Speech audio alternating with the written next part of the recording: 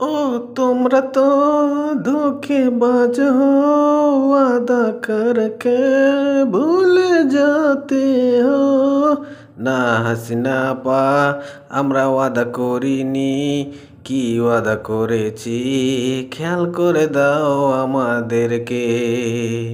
ও আমি যে বলেছি তোমাদের ইউনেস্কে বলো, আমাকে মোদির থেকে নিয়ে যাও দেশে।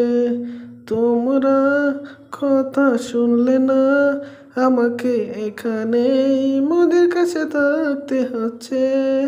হ্যাঁ গো হ্যাঁ, তুমি থাকো মোদির কাছে, তোমার যে আশা হবে না, তুমি যে নিষিদ্ধ ঘোষণা হয়ে গেছো যে।